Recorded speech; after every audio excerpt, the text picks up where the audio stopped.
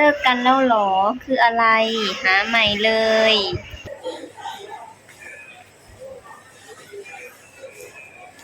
ก่อนอื่นก็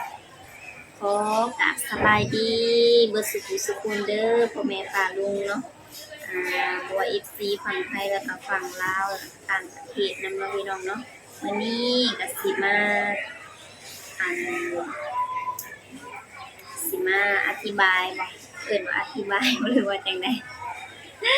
เห็นสะฮงลมได้ลงคลิปเรื่องอันที่ว่าอ้ายปามเนาะที่ว่าสะฮงบอกว่าสิบ่ได้ถ่ายคลิปนำแล้วเด้อเนาะแต่จะมีแบบว่ามีเป็นแบบกระแสแบบดราม่าแหน่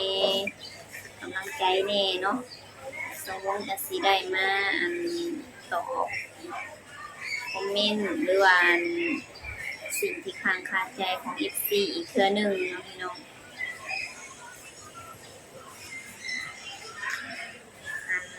ก่อนอื่นเลยค่ะ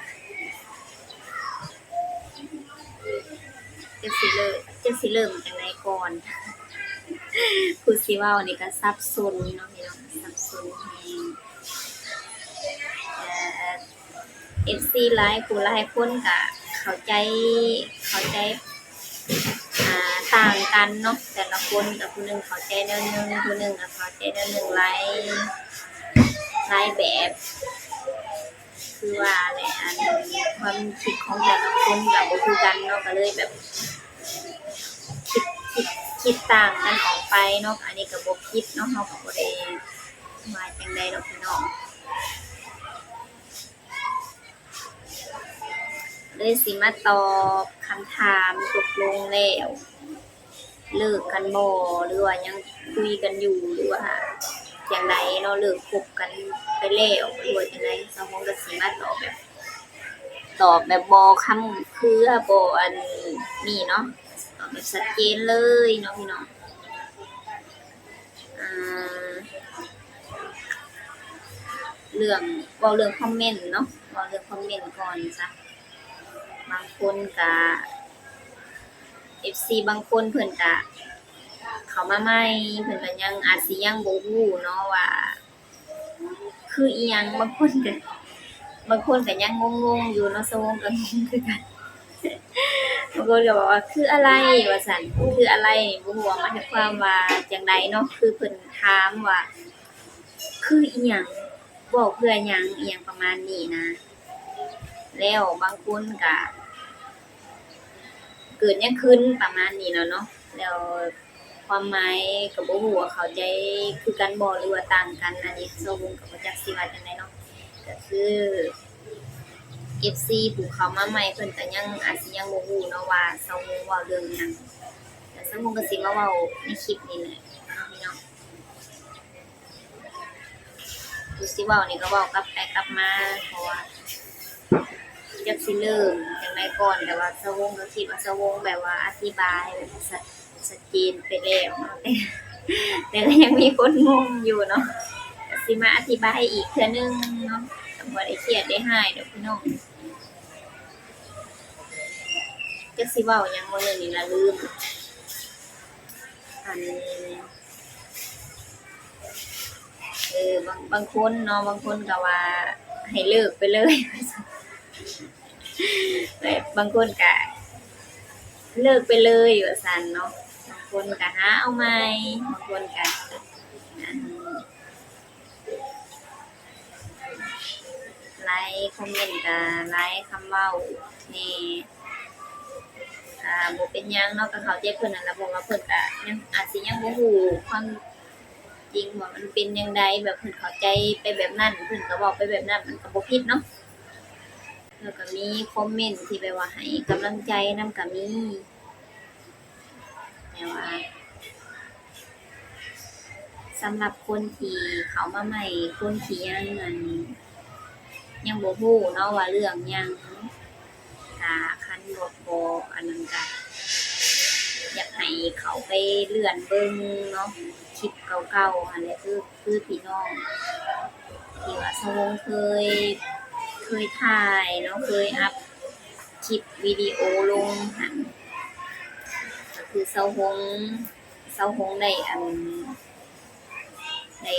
คุยได้คบกับอ้ายคนไทยเนาะพี่น้องอันนี้ก็สิมาเว้าอีกเทื่อหนึงเนาะบางคนก็สิบ่รู้เนาะแต่เคยแบบว่าเคยถ่ายคลิปเคยเฮ็ดคลิปหยังนำกันนี่แหละพอผ่านมาแล้วอ้ายเพิ่นก็ไปเฮ็ดหน้าที่เนาะไปเฮ็ดเวียกเฮ็ดงานนั่นแหละหน้าที่ของเพิ่นน่ะเนาะพี่น้องแล้วบัดนี้ก็ห่างไกลกันก็คือ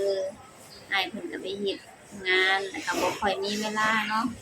แต่ก่อนก็พยายามถ่ายคลิปให้เซาหงนั่นแหละพยายามแบบอาทิตย์ละคลิป บางเทื่อก็2-3อาทิตย์คลิปหนึงเนาะแต่เพิ่นก็สละเวลาเนาะสละเวลาเดี๋ยว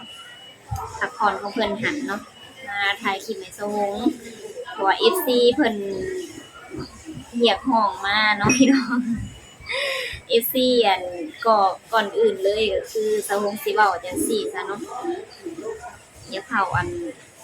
อารมณ์เสียเด้อพี่น้องก็คือยังตั้งสติก่อนเนาะคิดก่อนย้านแบบว่าย้านหยังย้านเผื่อเซาหงแบบเว้าอิหยังไปแล้วแบบบ่มีสติแบบเว้าไรเลยสินะแล้วก็ย้านแบบว่าเป็นดราม่าเนาะย้านแบบว่าว่าเซาหงเว้าบ่ม่วนจังซั่นจังซี่เนาะเซาหงก็สิพยายามเรียบเรียงในสิ่งที่แบบว่าอยากเว้าอยากอธิบายเนาะก็คือมีบางเทื่อก็มี FC เนาะเขาเจ้าไลน์มาแต่ว่า FC ที่เคยทักมาหยังหั่นแหละคือทักมาหลินทาง LINE เนาะแต่ว่า LINE เซาหง ID LINE เซาหงก็สิติดไว้ในหน้าโปรไฟล์เนาะพี่น้องเนาะหน้าช่องนั่นแหละเพิ่นก็ทักมาถามว่าอันบ่เห็นเป็นจังไดสบายดีบ่หยังประมาณนี้เนาะแบบบ่เห็นหนุ่มไทยเพิ่นถ่ายคลิปประมาณนี้เนาะแล้วบัดนี้มันก็เกิดจากเรื่องนี้แหละเนาะพี่น้องแล้วเซาหงน่ะก็คิดว่าก็บ่แม่นว่าผู้เดียวเนาะที่แบบว่าเขาเจ้าทักมาถามไถ่เฮาหั้นนะด้วยความที่แบบเขาเจ้าหวังดีเนาะเข้าใจเขาเจ้าคือกันก็ขอบคุณหลายเด้อแล้ววันนี้เฮาก็บางเทื่อก็โดนๆเนาะก็สิมีแบบว่าคอมเมนต์ถามหนุ่มไทยบ่ได้ส่งคลิปส่งหยังมาบ่ได้ถ่ายคลิปถ่ายหยังบ่ได้ออกคลิปนำบ่อิหยังประมาณนี้สมมุติก็เลยตัดสินใจว่าแล้วสมมุติว่าเขา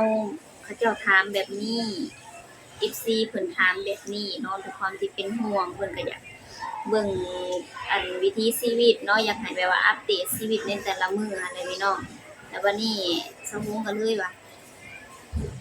หรือว่าสวงสิเฮ็ดคลิปบอก FC บ่หรือว่าจังไดเนาะมันก็เลยเกิดคำถามขึ้นมาจังซี่เนาะแล้วสวงก็เลยได้มื้อนั้นน่ะได้แต่ก็คุยกับอ้ายเพิ่นโดนแหละเนาะว่าสิแบบบอก FC ก็สิเว้าเรื่อง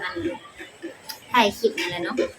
มันก็คุยกันโดนแล้วเพิ่นเพิ่นอาจสิแบบว่าบ่ได้ถ่ายเนาะอ้ายเพิ่นก็บ่ค่อยมีเวลาหั่นแหละคือเว้าอันนั้นเนาะเซาหงก็เลยได้ตัดสินใจเนาะมื้อก่อนน่ะก็เลยอัดคลิปบอก FC เผื่อว่ามีผู้ถามเนาะ FC เพิ่นถามแล้วเฮาบ่มีคลิปให้เพิ่นเบิ่งก็ย้านเพิ่นเสียความรู้สึกเนาะพี่น้องแล้วเฮาสิตอบเพิ่นว่าสมมุติเนาะสมมุติว่า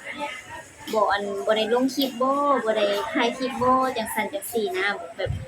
ก็มีคนถามนั่นแหละแล้วเฮาเลยสิตอบเพิ่นว่าจังไดเอาถ้าสมมุติว่ามีคนถามจังซี่นะก็มีอีหลีเนาะคนถามน่ะแล้วสะวงน่ะย้านแบบว่าเสียความรู้สึก FC เนาะคนที่เขาเจ้าอยากเบิ่งอยากถามหั้นนะแล้วสะวงก็เลยตัดสินใจ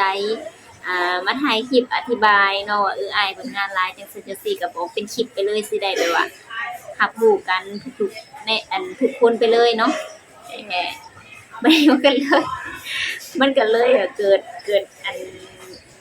ดราม่าเกิดแบบอันนี้ขึ้นมาเนาะเป็นคลิปที่แบบว่าหลายคนก็สงสัยแบบถามนั่นๆๆๆสงก็บ่จักแนวตอบบ่จักแนวสิตอบเนาะพี่น้องบางคนก็คิดไปในแง่ที่แบบว่าเลิกไปเลยหยังเลิกกันล่ะบ่ประมาณนี้เนาะถามทำนองนี้เนาะสงก็เลยมาอัดคลิปตอบอีกเทื่อนึงเนาะเรื่องเลิกบ่เลิกก็ตอบในคลิปนี้เลยเนาะก็มีหลายอย่างที่แบบว่าอยากเว้าเนาะแต่ก็ เว้าในสิ่งที่จำเป็นเว้าในสิ่งที่แบบว่าสำคัญก่อนเนาะอันอีกแบบว่าเรื่องอื่นก็คือบ่ทันได้บ่เว้าไปหลายเนาะพี่น้องก็สิเว้าแต่อันนี้แล้วกันก็คือมาอธิบายนั่นแหละออธิบายให้ฟังอ่าเรื่องเรื่องอันเรื่องเลิกกันเนาะเอาเป็นคำถามนี่ซะยกคำถามนี้ขึ้นมาซะว่าเลิกกันแล้วบ่เลิกคบกันแล้วบ่ประมาณนี้เนาะก็บ่ได้อันก็ยังคุยกันคือเก่าเนาะพี่น้องยังคบกันอยู่เนาะบ่ให้แบบผู้ใดที่แบบผู้ใดที่แบบว่าอยากเชียร์ให้เลิกกันหรือผู้ใดที่แบบว่าบ่มักเฮาอะนะยังผู้ใดที่บ่มักเซาวง ที่ว่าอยากให้เลิกอิหยังประมาณนี้แบบว่ามันก็ต้องมีอยู่แล้วเนาะที่บ่มักเฮาที่แบบว่าสั่งเฮาอะนะก็อยากให้เลิกก็อยากให้หยังก็ยังบ่สมความปรารถนาปานใดเนาะยังรักกันดีอยู่เนาะพี่น้องอนาคตก็เฮาก็ยังบ่ฮู้เนาะแต่ว่าปัจจุบันนี้ก็คือคุยกันทุกมื้อคุยกันทุกมื้อแล้วก็คุยกันตลอดนั่นแหละ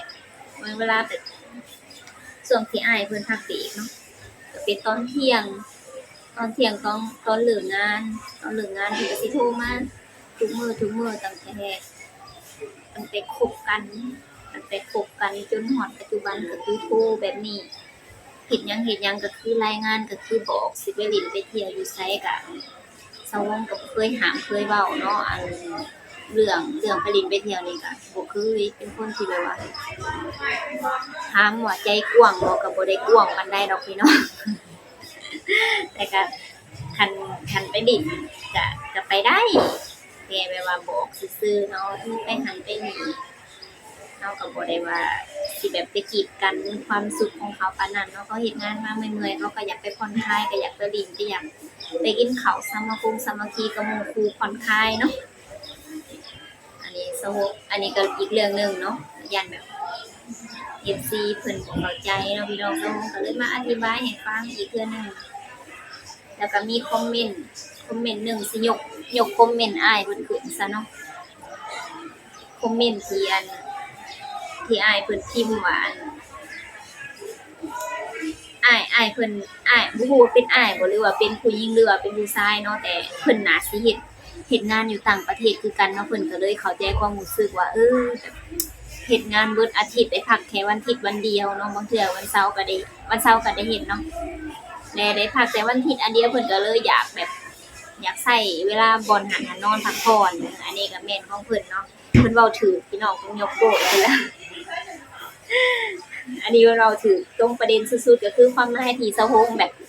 อยากอธิบายให้ฟังก็คือแบบนี้เลยเนาะแต่คนก็เข้าใจกันไป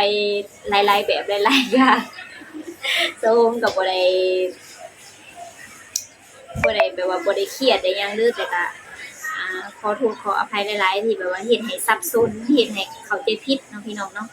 ขอโทษ FC ทุกๆคนที่เข้ามารับเบิ่งรับชมเนาะที่เฮ็ดให้แบบเข้าใจผิดเข้าใจไปในทางที่แบบว่าคนละเรื่องกันเลยบางเทื่อสะโพกก็อาจสิแบบอธิบายบ่ละเอียดหรือว่าแบบอธิบายแบบเข้าใจบ่เข้าใจว่าซั่นซะเนาะสะโพกก็สิเว้าแล้วก็แบบ จักสิว่าจั่งใดเนาะเว้าเก้อๆก้าๆแบบมันเว้าบ่คล่องเว้าบ่อันนั้นมันก็เลยแบบเป็นอันที่แบบเข้าใจผิดเนาะพี่น้องอันนี้ก็บ่ได้โทษไผเนาะโทษตัวเองที่อธิบายแบบว่าบ่ให้อธิบายบ่ให้ FC เข้าใจง่ายๆขนาดสะพงเว้าเองสะพงยังบ่เข้าใจเลยว่าเว้าอีหยังพอพี่ๆถึกๆเนาะพี่น้องเนาะก็คือสรุปแล้วเนาะ ก็คือบ่ได้เลิกบ่ได้หยังเนาะบ่ได้มีปัญหาอิหยังกันดอกพี่น้องก็คือแบบถามว่าบ่ให้มีปัญหาเลยมันก็บ่แม่นเนาะชีวิตคู่เนาะมันก็ต้องมีแบบผิดๆเถียงๆกันเล็กๆน้อยๆมันก็ต้องมีผิดกันอยู่แล้วเนาะลิ้นกับฟันพี่น้องมันก็ต้องป้องแป้งกันอยู่แล้วแล้วก็สำหรับคลิปนี้เนาะก็บ่ได้มีหยังก็มีส่ำนี้แหละเดี๋ยวสิยกคอมเมนต์อ้ายเพิ่นขึ้นเนาะอ้ายเพิ่นเว้าถึงจุดอีหลีเนาะสะฮงก็จะอธิบายแบบนั้นแหละแต่สะฮงเว้าบ่เป็นพี่น้องอาสะฮงเว้าบ่เป็นก็เลยเว้ากลับไปกลับมากลับมากลับไปมันก็เลยเว้าบ่เข้าใจเนาะ FC ก็เข้าใจไปคนละแบบ ก็บ่ได้เครียดได้หายเนาะก็บ่เป็นหยังเพิ่นบ่เข้าใจเนาะค่ะบ่เข้าใจตรงนี้เนาะนั่นแหละแล้วก็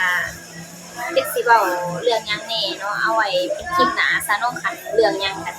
สำหรับคลิปนี้เรื่องนี้ก็ขอจบไปเพียงส่ำนี้เนาะแล้วก็สิ่งที่สะฮงอยากเว้าอยากอธิบายก็เดี๋ยวสิยกคอมเมนต์อ้ายเพิ่นขึ้นซะคันอธิบายไปก็งงอยู่ดีเนาะเพราะสะฮงเว้าบ่ฮู้เรื่องเนาะพี่น้องเนาะตอนนี้ก็สิได้ไปเก็บห่านพี่น้องเริ่มค่ำแล้วค่ำมาแล้วก็เก็บห่านเปิดห่านตอนเช้าตอนแลงเก็บห่านก็สิได้เมื่อล่ะเนาะเริ่มค่ำแล้วคือแบบสีครึมๆบ่แม่นฝนสิตกบ่ทางนี้น่ะมื้อนี้วันที่24บ่ทางอื่นบ่ฮู้ว่าตกบ่แต่ทางนี้นั่นครึมๆเนาะตอนนี้น่ะครึมอีหลีสำหรับคลิปนี้ก็ขอลาไปก่อนเด้อพบกันใหม่คลิปหน้าพี่น้องเอ้ย